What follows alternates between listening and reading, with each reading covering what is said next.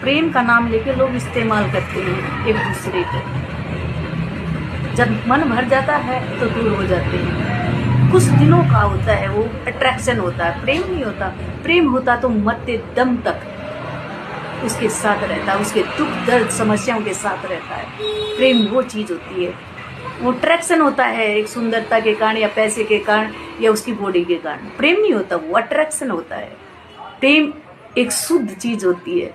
प्रेम होगा तो उसके मरते दम तक उसका साथ देगा, उसकी भावनाओं को, उसकी फीलिंग को, उसके इमोशनलों को, सबको, हर चीज समझेगा, कभी भी दर्द दुख नहीं देगा।